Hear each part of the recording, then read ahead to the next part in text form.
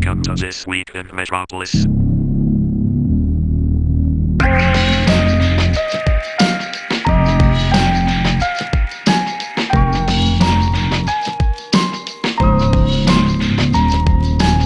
transmission will begin shortly. EP here, And Steelio7. and welcome to another episode of This Week in Metropolis. Yeah, welcome. You could be listening to us on any podcast platform through Anchor, or you could be watching us right now on our YouTube channel. Make sure you do follow and subscribe to us on all social media and all platforms that we broadcast on. We've got a special episode this week. It's just you and me, Matt, but we are doing another top 5, which we like doing. And this week is our top 5 video games. And some, not just our top 5, because top 5 could be, you know, the best games of all time, but it's our top 5, each of ours, that have had a big impact on us in our gaming short lives, as we are only young chickens. Which is worth noting. I'm glad you said that, because when we did our last one, top 5 box sets, Yeah. we got a lot of feedback, and there was a lot of sort of, I can't believe you picked that blah blah blah, so much better or whatever. But that's the thing, we appreciate there may be better games, but it's what's special to us. It's the way I would describe it. And you're going to kick us off this week, Matt. Indeed. So my number 5 is Wolfenstein 3D, which would have been on the PC, which I don't know if you're familiar with as a game. I know the game, but I've never played it. So the sort of premise of the game is you're in a castle, and you're running around this castle with sort of various guns and weapons. Killing Nazis is the theme of the game. It's a light-hearted game. It's a light-hearted family favourite. But for me, it was my first experience of PC gaming. So game on a computer. A friend of my mum's at the time, we used to go and visit them, and sort of the guy had a PC, and it was quite novel to me. I had a NES at the time, and sort of you use computers at school, but you know, not to do anything exciting. And having access to the computer was cool enough, and I knew basic things, how to load it. And this game loaded in DOS as well, because it's quite an old game. It's 1992, I believe it came out. It was around then. But the sort of the impact it had on me was the sheer violence in it, and it was that, it's in a positive way, not in a oh my god, so look at this violence. But at the time, and it's probably a bit alien now because there's so many violent games and adult games, but at the time, you know, if you come from playing Mario or whatever, and like those sort of games, and they're really cool, and I love them as they are, to loading up this game and you're being handed a gun and you're just killing all these people, and there's blood spraying out and there are bodies on the floor, and you're in this situation. And it was named 3D. It was one of the first games where you was actually going down corridors and stuff like that, and it was just so intense. Sort of playing it, and almost that sort of breakthrough moment in my sort of 13 or 14-year-old mind, thinking, oh, this is what we've talked about. This is what me and friends have like thought. Would it be cool if you could do this and go and shoot people? Which sounds funny, but it's that escapism thing, and it was just mind blowing. Did that come out before or after Doom? Before Doom, as far as I'm aware, because watching the High Score documentary that we're talking about with John Romero, who sort of developed it, and Doom, that was sort of the predecessor to Doom. So sort of as well, I was going to say, you know, playing Wolfenstein and then going around the same person's house at a later date, it's got Doom now, and that was then the next level of, my god, this is, you know, you got all these ridiculously large guns and blowing aliens apart and things like that, and it was just so different from anything I'd ever played at the time. I feel like that must have been one of the kind of the first blocks of the type of games that it's led to today, like your Call of Duties and things like that. Because I remember probably the first one I would have played of that ilk would have been Doom, and that was on the PC. And yeah, thinking about back then, I think the next one that was like a next generation version of that would have been something like Duke Nukem, if you remember that. And again, like them games were what everyone's playing today, just kind of 20 years ago. So it's mad to think. I do remember him talking about that on that high score, that Wolfenstein, and there are kind of modern day versions of it as well, I think. Yeah, you have talked about it before. Yeah. Well, I've never played any in the newer ones. It was one of those. It's weird. It's one of those games that I played then and absolutely loved it, and I remember spending hours sitting at that computer playing it. But I don't know. I don't know whether it's because in a way it's attached to that original sort of one. When you apply all there have been a few games recently, like Mortal Kombat has come out and things like that. And it's all shiny and glossy and all this sort of thing. It's not quite. Yeah. It's not quite got the appeal to it. I agree. Well, my number 5, and I don't want this to come across as it being it's so low down on my top 5 because the game is epic. Don't get me wrong. But the reason I put it as my number 5 was because it was my introduction into gaming. It was my first game, but it did go on for a longer period than that, and that's Mario, as in the franchise itself.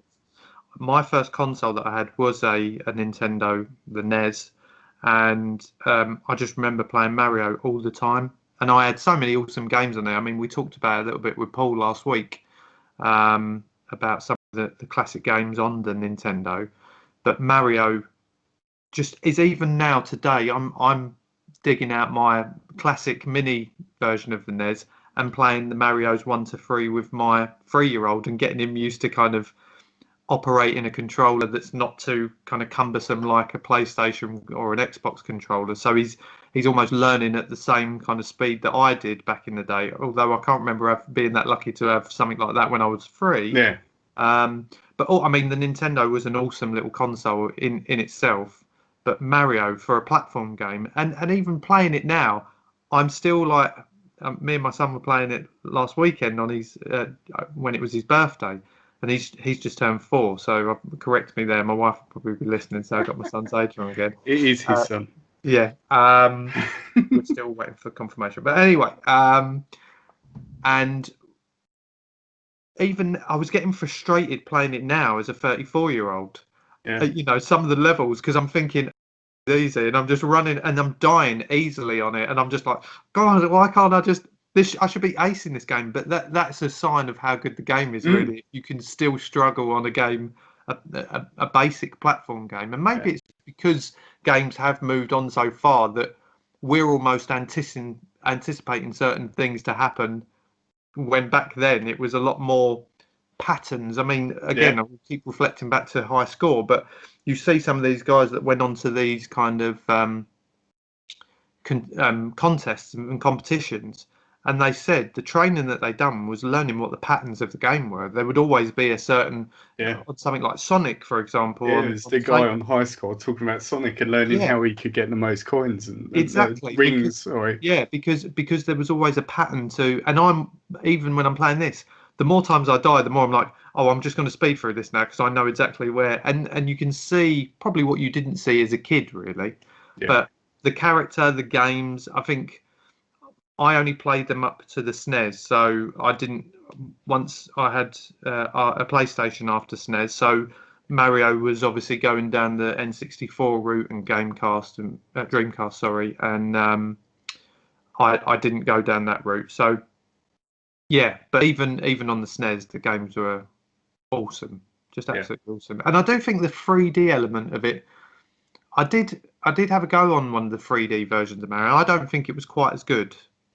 Well, I'd love because I'd followed a similar path. I had a NES, and then the SNES, and then went on to a PlayStation and had that for years. Dipped into it with a GameCube.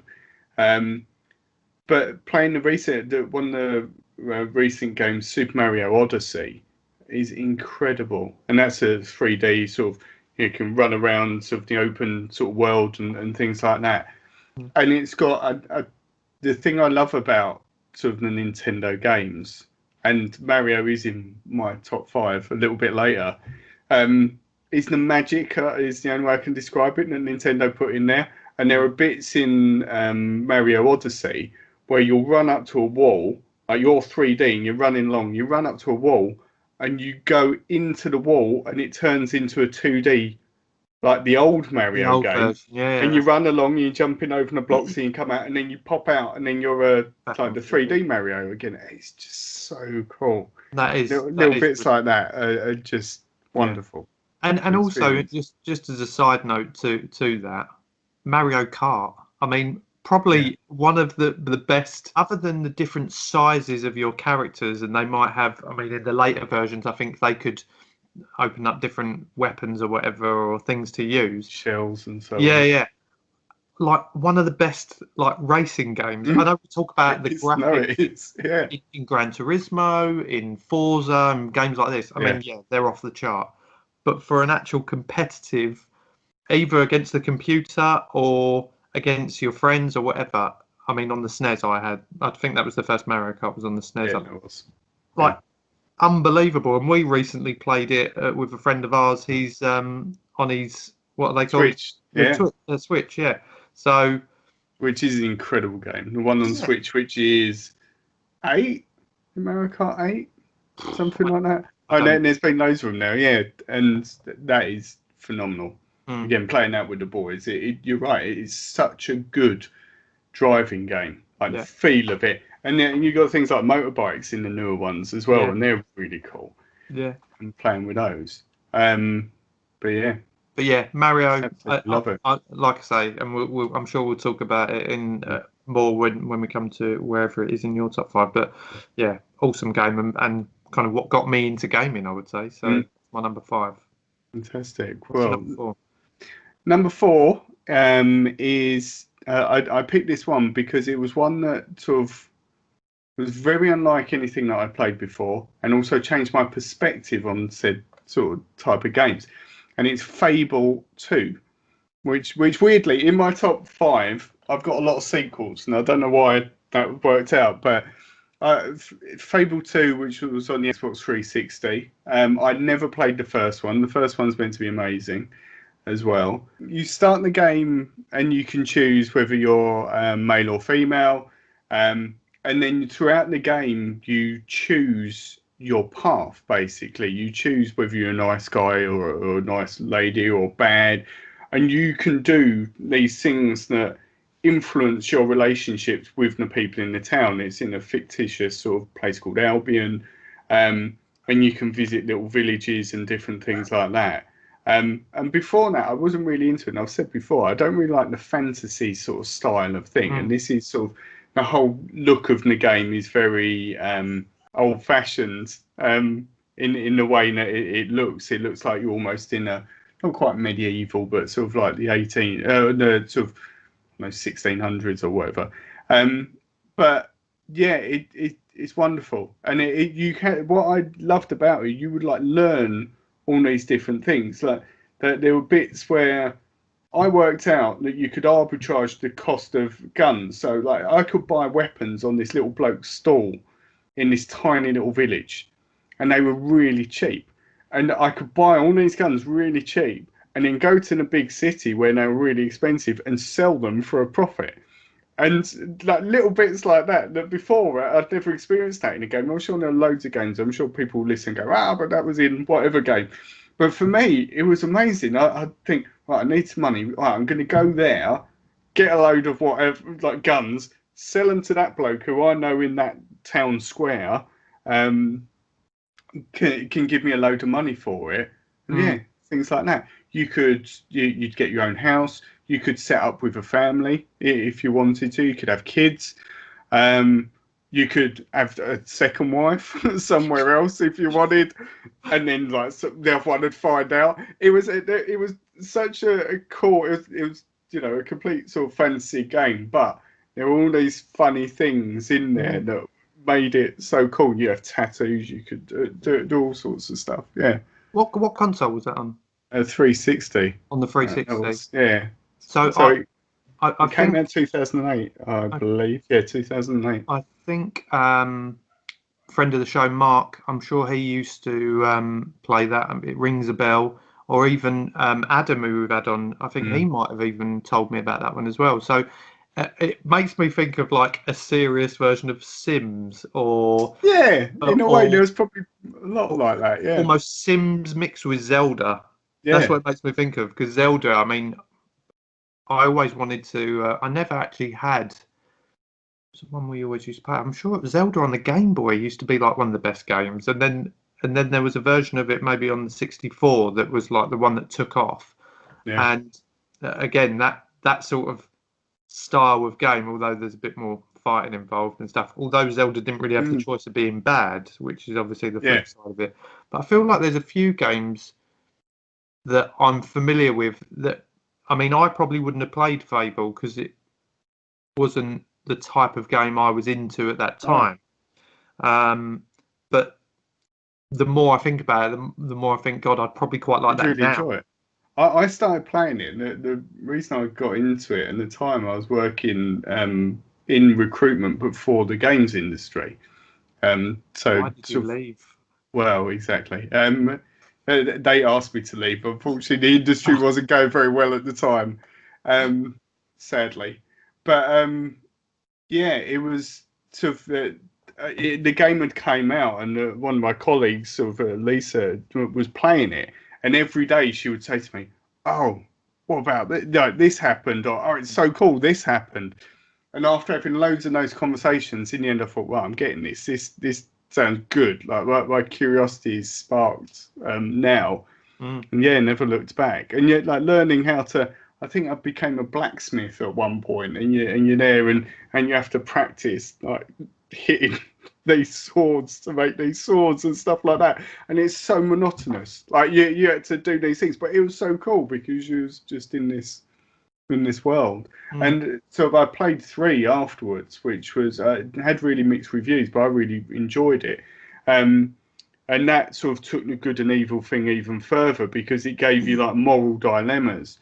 It was I think something like the town needs money for the services or whatever, but to get the money you have to sacrifice this really picturesque area to set up a mine. And like people would be moaning they wanted money, and then you're like, oh, go on then, let's build this mine or whatever. And then this little beautiful like lake area is then just completely trashed, and then everyone hates you because you ruined their thing. You're like, well, I gave you the money you wanted. Was it play online or was it purely? I don't believe so. As far as I remember, no, it was just Stuff that, played story mode. I yeah. think, yeah. No, it sounds really good, and I love them. I mean, a modern day, I say modern day. This is probably out before then, and still going on now. Is like GTA, just a more violent version of that free roaming. Oh yeah, definitely. It had parallels to free that. roaming aspect and choosing a path and choosing how you do things. Yeah, There's still as games is still available. Like Fable 2, I've got 2 and 3 sitting on my Xbox account because they're ones that sometimes come up on the sort of Xbox Live Gold and whatever they give them away.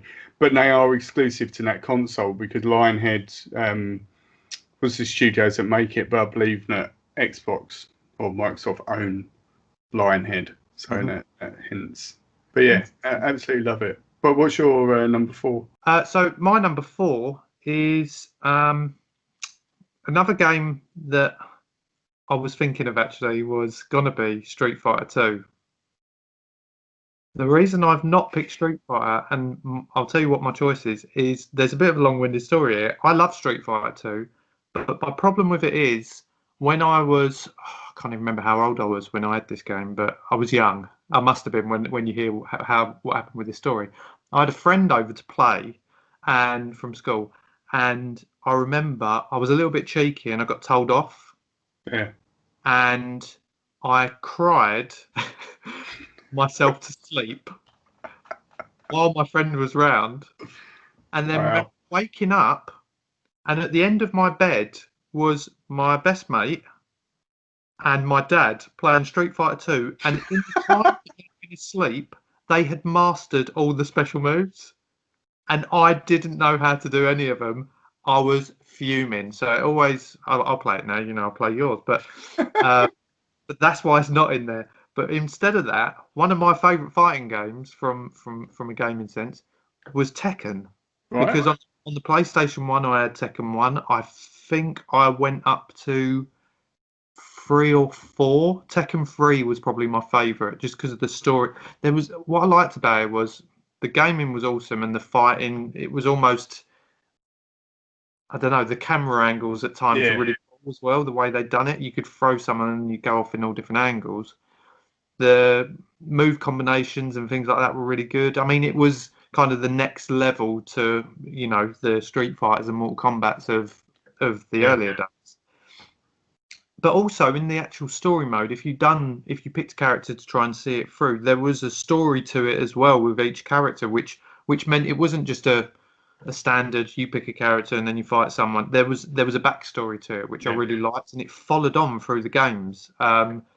Couldn't remember any of the characters. It's been a long time. It's not a game that I necessarily play now, but if we're talking about our games that have kind of meant something to us in our top, it was one of the best games. I don't know if you ever had it. I believe I had it on the PlayStation as well. But for me, all of those games, and Street Fighter 2 is naturally in my top 5. All the other ones, I just loved with Street Fighter, like you're there, like your opponent's there, and you're fighting that way, and adding that weird sort of like dimension that a lot of the newer ones sort of Tekken that, and I think it wasn't. Am I thinking of Tekken or Virtua Fighter that was sort of like polygons? I think it's Virtua Fighter. I'm thinking of like the characters looked a bit off. Yeah. But yeah, I never really took to the other ones. They're ones that I play and enjoy, but I never really. I was just too much Street Fighter. That was sort of in my head. This is the thing. I mean, and that's why another reason. It doesn't mean it's a bad game. I knew Street Fighter was going to be in yours, and that's another reason why I didn't want to pick it. But I also had, a reason for it as well, with the memories of seeing my dad mastering the game before I did as a young lad. Was crucifying. But at least with them older games, with Tekken, I mean, yeah, you're right. And the problem is, I think the first time I might have played Tekken might have actually been in an arcade, because that was the next kind of newer games that were coming out at the time. And you're right about the camera angles on some of them games, and I do feel like in the later ones it has gone a bit kind of crazy on the angles, and it does take a little bit away from it. But I think on them initial ones they did kind of try to keep it relatively facing each other, fight, and go from there. Very similar mold to them classics that we talked about. But yeah, I mean, it got. I want to say there was maybe 4 or 5, which is the one that I didn't get, because I feel like that went down like some sort of Tekken Tornado or Tekken Tag or something weird like that. I can't remember the actual title, but that sounds familiar. But Tekken again, Tag. It just went a little bit weird, and it's one of them games where I don't think, other than adding in new characters, it doesn't need to adapt. I mean, if you look at Street Fighter, people still play Street Fighter 2 or the version of it now because it's still kept very close to its roots and how it started.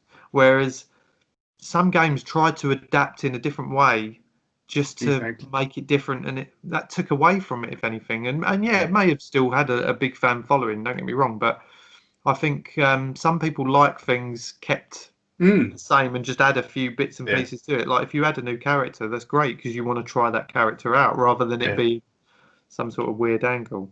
Yeah. Oh, we can add lasers into this one. Yeah.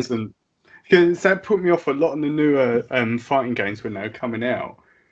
Trying to add this, but we're like that. We're like Street Fighter, but we're better because of, and some of the things just overwhelming. Like the huge, I think even some of the latest Street Fighters were saying you'd have some like meeting that would come up and, oh, you can unleash this special move now. And then fire rains from the sky or whatever. And it's all this madness. I find that disruptive to the flow in the game. You're there and you're fighting, and then all of a sudden, cutscene, and something happens. But and that's just me. And also, we do things and you don't have to. Really short reviews. Venom 2018. Beefed up journalist turned dark alien Spider-Man tries to take down the CEO of a corrupt genetics corporation, but bites off more heads than he can chew. For me, only 6 out of 10. We do things and you don't have to. Really short reviews. Anyway, enough of that. What's your number 3, Matt? Number 3 for me is Super Mario World, which was on the SNES. Which I had sort of the NES and had Mario 2 on it, which I absolutely loved. And to be honest, in this top 5, is a real hard decision between the two. Mario 2 is very dear to me because it was the first game I ever finished. Like, before that time, I'd played games casually and just never finished them, wouldn't ever imagine it. And I remember sort of one night having this particularly long session of playing Mario 2 and did it. And sort of like finished this level, and then this writing started coming down. And I was thinking, what's this? What's this mean? You know, what's happened? Oh my God! You know, I've completed the whole game, and it was just mind blowing. But then, sort of the next step up when the SNES came out, and sort of just the change to Super Mario World, it was just incredible. Like visually, it looked stunning. You had things added to it, like playing with the other characters. You could play with Toad and Princess Peach, and so I think it's Princess Peach, isn't it? Yeah. On it.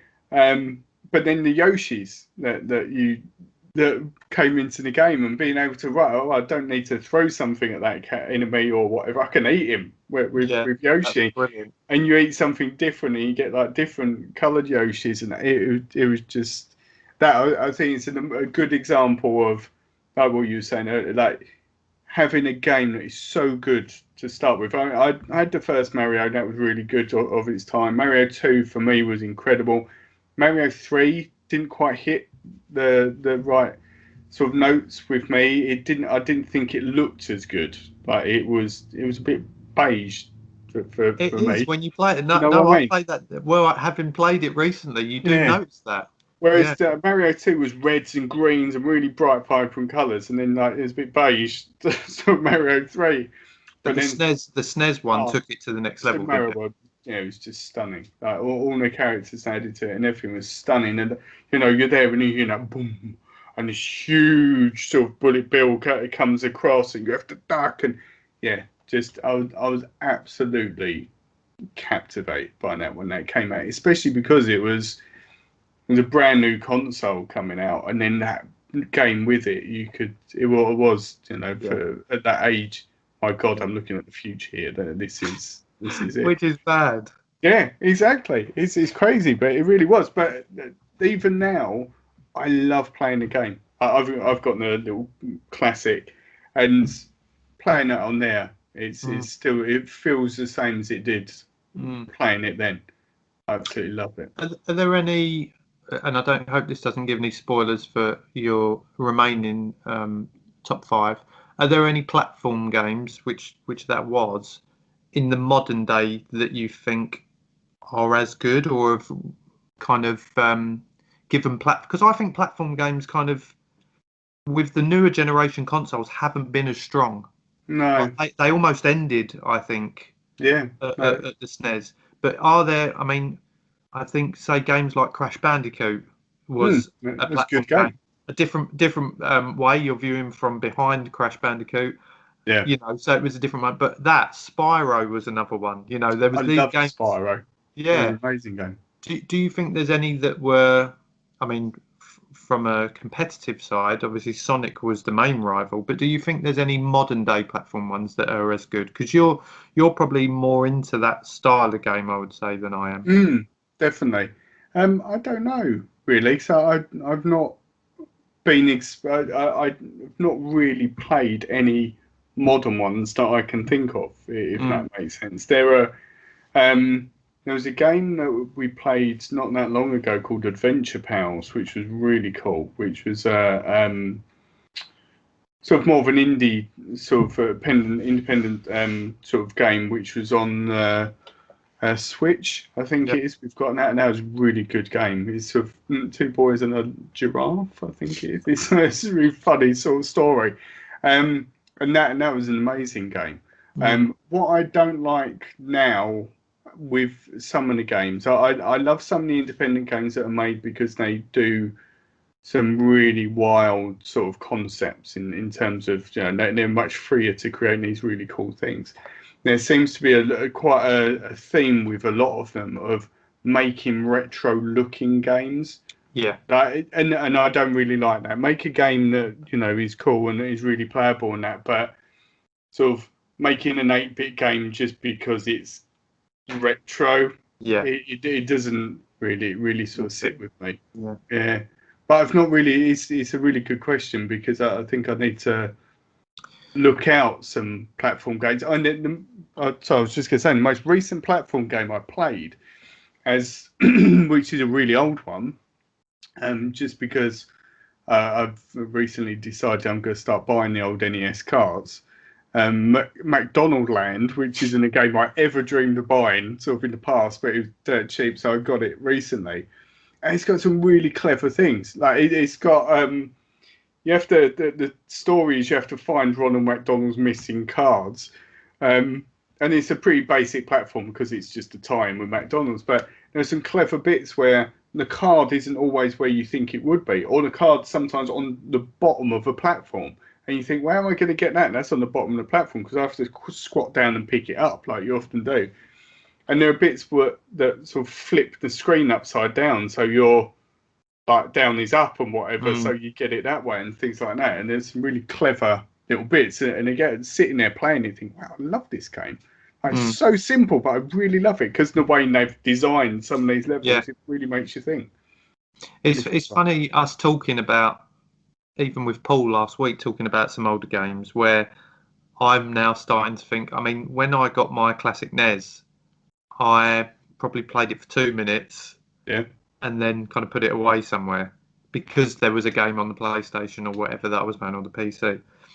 And I've started playing it with my son again, as I mentioned earlier, and it has made me go, oh, I don't think I've ever played that. And we start playing all these old games, and it is, like you say, it's just kind of makes you realise how far ahead technology was then, you know, and how clever some of them games were, like you and Paul were mentioning last week, like with cheat codes and things like that. And there was secret parts to a game that you might not have seen on the screen, but there was a bit where you could go off screen and things like that. You know, it's very clever. But the other thing, just finally, when we're talking about platform games and Mario, to wrap up on that, I think the difference as well in today's day and age is with Nintendo and with Sega, you had a mascot for each game as such, Mario, Sonic. And I think that was the key thing. Whereas when it moved on to PlayStation under Sony and Xbox under Microsoft, they didn't have really a mascot as such, did they? And I think that's why. You had them in the sense, I think, for like PlayStation, for me, you had Tomb Raider, like you had Lara Croft and people like that, I guess. But it wasn't, like you've seen with sort of Lara Croft, it's not really aged that well. You know, it was more of a gimmick rather than a sort of a well-rounded sort of mascot that would last for decades. You know, you don't see Lara Scott in a different game because that brand is so strong. Whereas Sonic and Sonic still is in games, and you still, you know, it's all different games that are Sonic related still. And they're a bit more under the radar because Sega isn't the same company it was before, but still very good. Definitely. What's your number 3? Number 3, and I've only put it at number 3 because I don't want 2 sports games in a row. But I had to be clever about this. But number 3 would be FIFA 98 Road to the World Cup. No. I know you even liked FIFA 98 because I'm pretty Loved sure it. we spoke about it. The FIFA franchise for me, you know how much I'm a football fan. Yeah. But 98 would have. I had a FIFA on the whatever it was. I think it was FIFA International Soccer or something like that. The first ever FIFA, whatever one that was. I think it was like 94 maybe. I Yeah. remember playing that, and they were like, you had the picture. You almost looked at it up the pitch, and you had all your Yeah. little players running about. Wasn't there a Euro 96 one?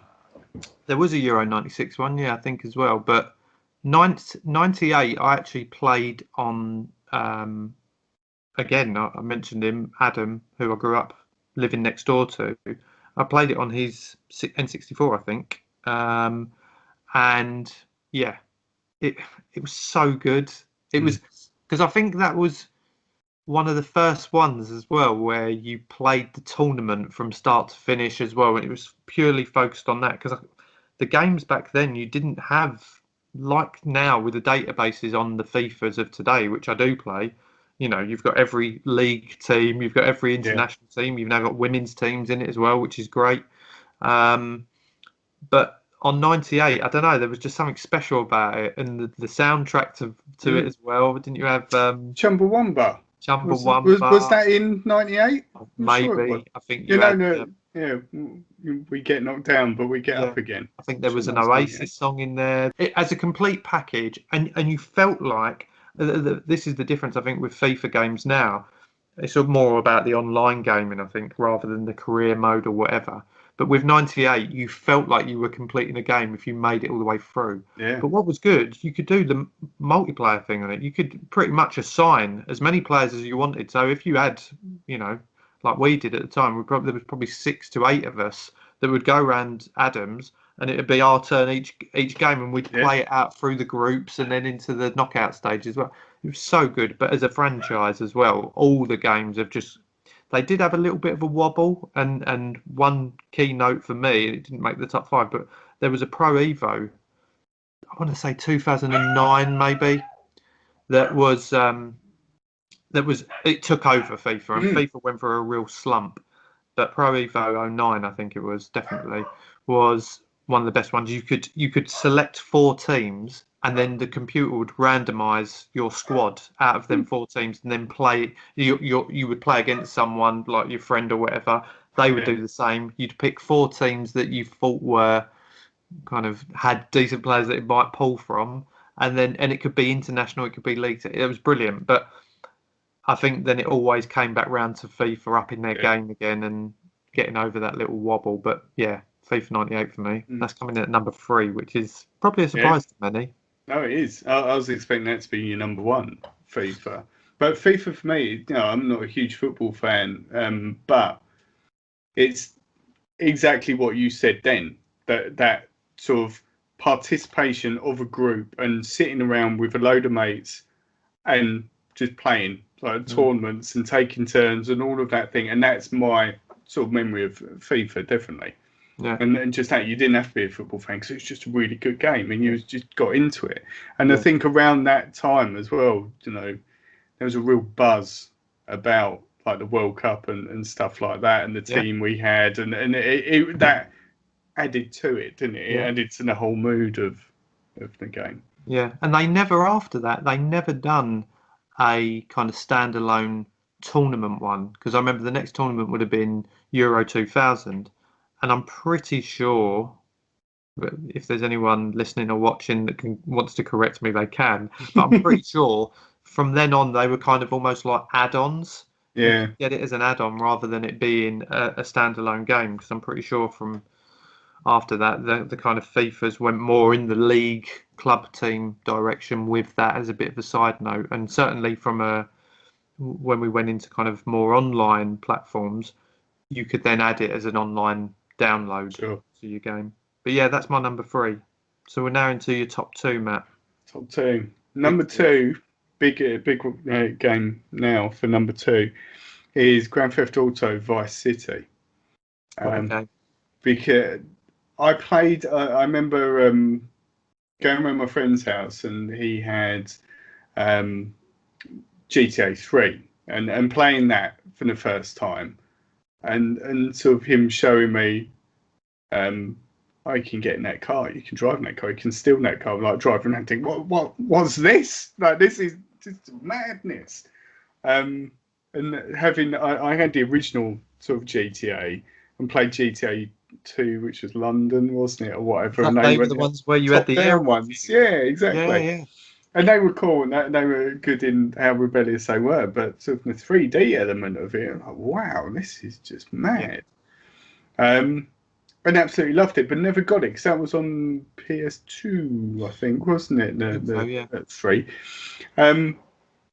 So yeah, and then sort of forgot about it. And then when Vice City came out, I think it was just that the whole theme of it being set in like a fictional Miami, and it's almost like Miami Vice, the film, and the 80s setting. And the music and that everything were coming together with it, and you had really big actors like Burt Reynolds doing voices, and who is it that does Tommy Vercetti, the main character? He's a really big actor, and I can't remember. Ray Liotta from Goodfellas. Yeah. So you've got all these huge actors. You think, wow, I recognise that voice and that. The levels were great. The characters were great. Everything about it, I just remember being completely absorbed. And like, I was in my 20s then when it came out, and it was the first game for a long while. Sitting, I had it on my PC at the time, just sitting there, just playing for hours and hours and hours of that game. And and even you'd catch yourself. It's funny. It was one of the first games, because you could just casually drive around or whatever it is. There are certain side stories as well. Exactly. There's certain things like the song "Broken Wings" by Mr. Mister.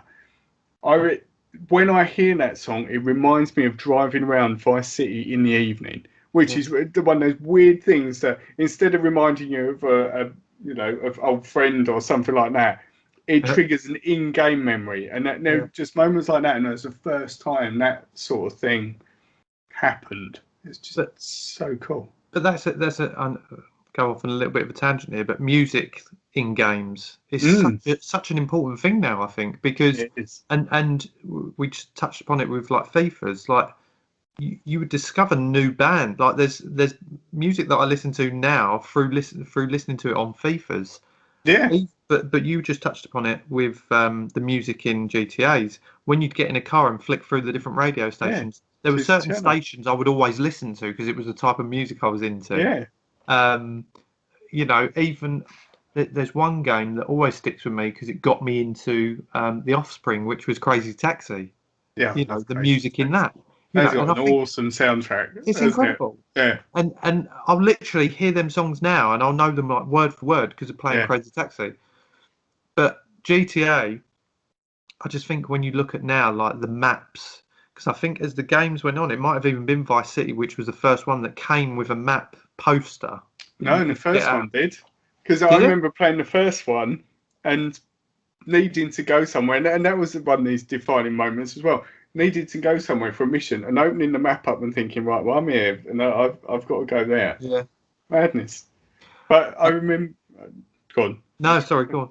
I was going to say, I remember me and Paul playing, Paul was on the show last time, playing Vice City around the same time together. We'd be getting the bus to work or whatever, and we'd be talking about it. And then someone would be like, "You talking about Vice City?" I'm like, "Yeah, you're playing that." And it was such a big game at the time. Have you done that level? No, I'm really stuck on that. We'll try doing this. And mad. Well, I mean, mad. That would, if I was more able to put FIFA down from time to time and focus on some other games instead of family and things like that. What a drag. Oh God. Then that would have definitely been probably in my top 5 because I've got I played Vice City. I think I had the London one. I don't think I ever had the first one. London one was on PlayStation 1, wasn't it? Yeah. Yeah, the first and I've got San Andreas. Yeah. That was the last. Was that the last one? No. What was the last? You had Vice City, then you had San Andreas, then you had 4, then you had 5, which was the last one. Well, yeah, I definitely had San Andreas. I don't think I had 4, but I definitely got 5. And again, I think I got pretty far in that, and then got distracted by FIFA again, which seems to always be Trend. the curse of my gaming life.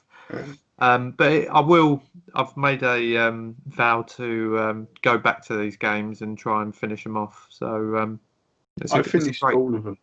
You finished all of them? Well, apart from I finished Vice City. San Andreas I never finished, and it goes back to what we were saying last week about hard games. Yeah. There was a level on San Andreas where you had to fly. It was this geeky guy, and he had these little these planes, and you had to stand on the roof and fly these planes, which I think had bombs in them. I hated it. Like I played that level so many times, and it just wouldn't work. It was just impossible, and because of that level, I gave up on the game. And I think I may be wrong in saying this, but I'm sure I'm right. When they re-released the game, they amended that level because it was so bad. Yeah. But yeah, completed 4, completed 5, and with that whole series, the sort of Vice City was what got me hooked, and I would buy, like for San Andreas, I bought a PS2 just to get San Andreas, and played every single one, and that for me they just got better and better and better. And the thing that's put me off the game, and it shouldn't really, because I've not really looked into it, is it's now very much an online thing, and I just love playing the story mode on it, and they did different add-on packs for 5 as well, and those sort of things. I absolutely love the stories and the characters, but now I think because they earn a huge amount of money off the online side, and they focus more on that. Yeah. But who knows what 6 would be if they're doing a 6th one. Yeah. When they're going to take it, it'd be amazing. Yeah. I still get updates to say download this new, add-on for GTA. So. Well, my number 2 is Metal Gear Solid. Now, the reason I picked that is I really love the game. I know we joked about it last week with all the cutscenes where it's just like watching a film. But one of the fond memories that I've got with it is probably, other than a few racing car games, because my dad's really into racing games, it's one of the main games that me and him kind of done together. Yeah. And, I've got really fond memories of us mainly arguing about it, because no, you could go that way, no, do this, and it's it's just funny thinking back to it. And I only had, I think, on PlayStation 1 and 2, I can't remember whether they were both on both or whatever, but Metal Gear Solid 1 and 2, and then I had, which we completed together, I might add for certain listeners, but I did. Mark gave me Metal Gear Solid 5, which is on the PlayStation 4, so I didn't play any of the other ones in between. But I've got, and a bit like what I was saying about Grand Theft Auto, it's one of them ones, and I think I got stuck on like about 10 minutes in, because it was so. The problem with the new one, it's so dark. I couldn't see what I was doing, and other than turn the brightness up, and I was just like, what the hell was going on? It's telling me to try and find something that I couldn't even see, as far as my gun. So that game's all about stealth anyway. So you've got to kind of sneak around as it is. But yeah, I think they kind of cranked up the darkness on it. But yeah, Metal Gear Solid 1 and 2, and the characters, the bosses that you had to kill off. There was, I just remember like the diazepam that you had to take to steady your rifle or your sniper while you're shooting. There was a female baddie on this kind of snowy area. I can't remember the names or anything like that, but you had to have the diazepam, and I remember just being stuck on that for ages. But there was all these, and what I liked about it, that kind of element of, if you did get stuck, you'd let your dad, or I remember Mark coming and helping me on certain ones, and it was kind of, you felt like you'd done it as a team, which was really good. So yeah, that was an awesome game, and we had other games around the same time. There was a game called Splinter Cell, which was another one very similar, a stealthy kind of one. That was really good. But I just don't think the story of it was as good as Metal Gear, which I believe is still going. I think there's going to be a new version of that. I think Mark actually sent me some news that they're going to, when on PS5, they're going to re-release the first one as a remastered version of it. So that could be interesting. Yeah, it's a whole game franchise I've completely missed out on. I've never played any. I've sort of experienced, like, watched someone else, like I was saying last week, watched someone else playing levels and experienced it that way. But yeah, just through being through that period of not having a PlayStation, I think I missed out on the whole thing. Yeah. But I did play Splinter Cell again on the Xbox, and I quite like that.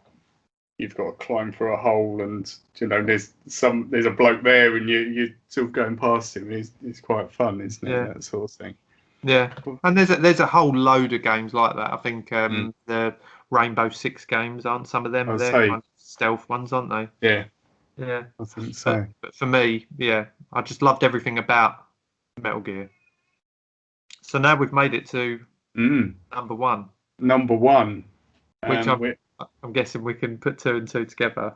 Yeah, so my number one is Street Fighter 2, which I think, I don't know, it's a game that my introduction to Street Fighter 2 was through the arcades. And we used to, every lunchtime when school sort of near Barking or in Barking, but sort of just outside, and there was a video shop that was it's got to be about a 10-minute walk. At that age, it felt like it was miles away, but it probably isn't. It wasn't that far. But all along the back in the video shop was probably about 5 or 6 arcade machines. So they had all the different ones at the time. And sort of experiencing the side-scrolling beat-em-ups like Final Fight and I think Vigilante and things like that, where you walk along, punch a few people, and then some other bloke comes and punch a few people. Those sort of ones, which were really cool and really sort of fun. But then Street Fighter 2 came out, and it was just like, I don't know, we were just hooked, because it brought, what I love about it is it's a great game in the sense that of competition with each other, and like bit of starting in the arcades and having that person next to you there, and you're playing against them, and because there was a few of us that would go down there, and there'd already be people in the arcade, they'd come over and they'd have a look, or someone's already playing, you say, "Oh, can I join in?" And just that whole community of doing it was incredible, and sort of making your lunch money last as far as you could to buy yourself a chip butty for £1, and then spend the rest of it on the arcade machine. It makes me think of like almost like when you go down, like as we are now, a bit older, going down the pub and putting £1 down to play on pool or something like that. Yeah, if you're playing a game of pool. I'll play the winner, and almost like doing that, because I never probably experienced it the same way, because I think arcades for me when I was younger would have been like going down to a beach side where you've got all the and things like that, and you'd play them there. It wasn't necessarily on my doorstep. Yeah, and it was, and that was at the time the only way you could play Street Fighter 2, and just the characters that. There's such a broad mix of characters. Each character has its own strengths and weaknesses and its special moves, which are all very, will either appeal to you or not. Everyone tended to gravitate towards a particular character, and that was yours guy, Ryu, who I still just play with now. Yeah. But you got to learn. So the reason I love it more than the other ones is you got to learn. There's quite a tactical side to it, and even now playing with the boys, I've got a machine, playing with them, and they're playing against a particular character, and they are always saying, right, well, that character, she's really vulnerable to sort of, if she jumps at you, don't jump at her because she'll have you every time. But if you punch up, she's really vulnerable, things like that. And it's all in there still, like from all that time sort of playing it, I sort of analyse the game almost, and that's what part of it is. It's that you're playing and you're anticipating what that other person is doing, and there's quite a purist sort of side to it. Whereas the newer ones, when Mortal Kombat came out, it's like, it's really flashy, yeah. And there was that initial excitement. Wow, that's photorealistic. Look at how cool that is. You can pull his head off, but then. Nah, it's just it just didn't feel the same sort of afterwards, and you ended up going back to it. Yeah. But sort of what the first version of it that you could play at home was on the SNES, and I remember when that came out, and it was really really close to the sort of arcade version. And God, that I had a UK SNES, but it came out in America first, I think. And I managed to find a company that sold the American cartridge, but it didn't fit, so you had to get the adapter from Rodney's in Barking, which sold all the game stuff. Got the adapter and then put the American game in, and sitting at home playing Street Fighter was like a dream come true. Absolute dream come true. And now it was awesome, wasn't it? I was just going to say it's such a good game, and it hasn't aged, I don't think either. No, and I compare. It's weird. I compare sort of in a weird way. My love of Star Wars is the same as my love of Street Fighter, and it sort of, I don't know. It's one of those things that gets ingrained in you as such. Sort of the whole culture and everything behind it is very very similar.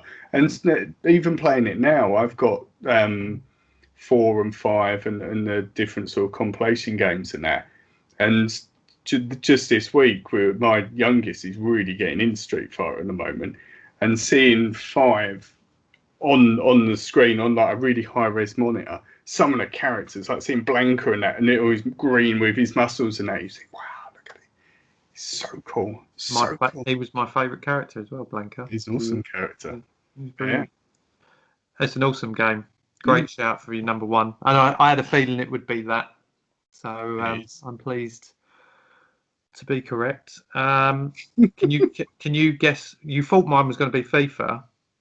Can you guess what my number 1's going to be then? Is it Football Manager? It is Football Manager. Yay! Just a bunch of dots, just a spreadsheet, isn't it? It's like Excel. I mentioned it earlier. My love and passion for football runs deep. And I didn't get into football till I was about 8. So, it wasn't like my dad or anything. My dad's not really into football. So it was purely through just my own kind of interest in it a bit later. But from about 90, I want to say, there was... So Football Manager started from 2009, I want to say. And still going on. It's a yearly game up until now. Before that, the version was called Championship Manager, which I had from, I want to say it was about 98. It might have been a couple of years before, but yeah, literally PC game. The scary thing is when I've added up, because I play it through Steam, and it tells you how many hours you've played on a game. Yeah. It's depressing. I have played from 2009 to now. 5,519 hours, which is roughly 230 days of my life. Wow. Now, what I will add to that is I don't now. It's always on, so I don't even turn it off. I very rarely turn it off now, and I'll just leave it running and shut the lid and carry on doing what I'm doing. So I don't know whether that's happening as well. So it's still a lot of days though, and I've only been doing that for a few years. So, but I'm just obsessed with trying to beat the game because. Yeah, but can you beat the game with something like that? You can by winning. Oh, instead of like beating the computer. I know what you mean. The good thing about this game is, and certainly more so in the newer ones, the AI in it becomes knowledgeable of how you get your team to play. So if I set them up in a certain way and it works, it might work for a season or however long, but they become smarter to it and then will react to it. So I've got to change my way at times, or change how I set my team up, or whatever. Obviously, there's the buying and selling, the training of players. Obviously the current ones that we all know of age and eventually retire at some point. But then there's a regen version, so you won't get John Ronaldo coming through, but you might get something similar, and you'll have all these kind of, regenerated players come through your youth setup that you've got to train up and might have potential and things like that. And there's Brilliant. so many different ways you might want to bring up a team from the lowest division and bring them up to be the best team in the world. I mean, I've never done that, but maybe I should. But for me, the tactical side of it is, I'd talk about football all day, but there's just something about it, and wanting to, especially when you're a football fan and you see your team doing rubbish or whatever, and you go, well, I could do a better job than him, and then you want to see what you would do. And I think there's so many different scenarios and sorting your staff out, and when I think about games like The Sims I mentioned earlier, where you had to have things running, or even what was it reminds me of Theme Park. I was literally about to say that. It's a well-oiled machine. You've got to have everything running smoothly so that everything works. And I feel like, not in exactly the same way, but in a weird scenario, you've got to have everything work. Like one of the first things I do when I start a new game on there is sort my backroom staff out, so I know I've got all the areas of training covered and things like that. So what I put on the pitch will have been trained in the right way, rather than having someone who's rubbish at whatever. So it's really weird to compare the two, but there is a similarity in that respect. It's not a game, because I find with games like FIFA, and it's probably why it's not my number one, all the FIFAs will get better each year and will change something that you've got to master. But I find once you master it on FIFA, you the same game. Yeah, you can up the difficulty level, but again, you'll slowly but surely you'll be able to walk through it. Whereas with that, I think there's no guaranteed way. If there was, it'd be a boring game, and that's what I kind of like about it. And it's even developed. I've not done it, but it's even developed so it's online as well. So me and you could, not that I think you would, but me and you could set up our own teams and be in the same league and play against each other. There's things like that. It's moved on, but I do now own. I said to you, I do now own Football Manager as Epic. We're giving it away for nothing. Yeah. And I'm always up for a freebie. Whether it'll ever get installed is another question. Yeah. But 230 days. I wonder if you had to put a bet. Last question on this. If you had to put a bet on what game you've spent the most time on, what would it be? I know what mine is, clearly. Recent game probably would be Rocket League. I would say. Yeah, I love Rocket League, but I love it because it's I can dip in and out of it.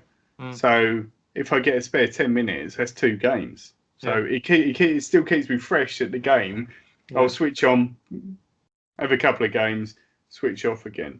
But that's one that definitely I can lose hours playing it, because it's got that.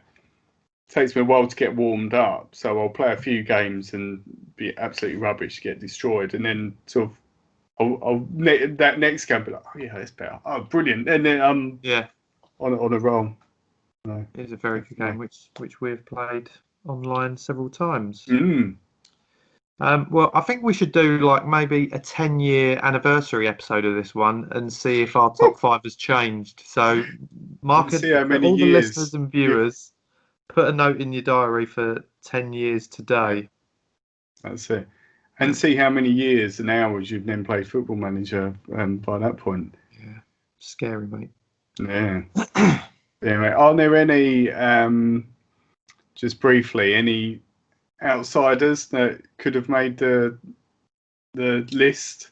Do you know one that I did think of, and this is purely for a nostalgia reason, was it called Duck Hunt? Duck Hunt, love Duck Hunt. Yeah. I mean, it's probably the only console I had with the actual gun as well. And that felt like you were in an arcade, but in your home. And I remember having in my bedroom playing Duck Hunt. I mean, it's not a game that's going to ever be a go-to classic, but Oh, it's great. it was incredible. And another one, just another little slide, but Paperboy. Do you remember Paperboy? I hated Paperboy. I loved Paperboy. It was a It was great so game. frustrating. You'd ride along and you hit something like on the on the pavement. No. How about you? I was at a couple Time Crisis on the arcade. Is one now. Whenever now, if I'm at the seaside or anywhere where I know there's going to be arcades, I sniff out Time Crisis. Yeah. It's like, I'll be back in a minute. I'm there, spend a few quid. Yeah, exactly. I'm there playing Time Crisis. Or Luigi's Mansion on the GameCube, which was an incredible game. Yeah. Hoovering Up Ghosts. Again, that had that Nintendo magic to it. And the other one, which, again, for... having fond memories of having games nights and playing all together. Burnout 3 Takedown, which I don't know if you ever played that. That game's awesome. It was, it was just so fast you felt like your eyes were going to bleed on some of the levels. But the whole purpose was to like ram things out the way and get smashed up as much as you could, and it was so cool. Yeah, Burnout was absolutely love that. I'd forgotten about Burnout. That is a very good shout. Very good. And of a similar sort of area, Need for Speed Underground. That was so cool. So I had that, but that was mainly because my dad wanted it. So like he would play that till, yeah. So cool because it was just after. Well, it was probably around the same time as Fast and Furious 2, maybe. Yeah. And you could buy your nitrous oxide, and you could put lights on your car and all that sort of stuff. Yeah. The actual customizing of your car, I think, was one of the big big deals. Brilliant games. Yeah. Love that. Well, I've thoroughly enjoyed talking about all them. It brought back a lot of good memories. But I think that will be the end to this week's show. Thank you, Matt. Don't forget to follow us on all of our social media. As I mentioned at the beginning, we're on Instagram, Facebook, Twitter. So go and check us out. We're on YouTube. So go and watch us on there if you wish. Make sure you follow us. Make sure you subscribe. Click the like button. Press the bell. All them add-ons that you can do. Come and see us. Leave a comment. Leave a comment. Do all that. Next week, we've got another new guest. I've mentioned him before. My friend Steve is coming on next week. So look forward to that. Anything else to add, Matt? No. That covers it. It'd be good. Check out the merch again. Check out the merch. But also, it'd be good to hear from. Know our listeners are often very vocal in terms of different games and the things we talk about. It'd be great to hear other people's choices and favourite games. Definitely. Comment either on the video or in the social media pages. Yeah, good shout. Anyway, until next week. Thanks for listening to This Week in Metropolis. Goodbye.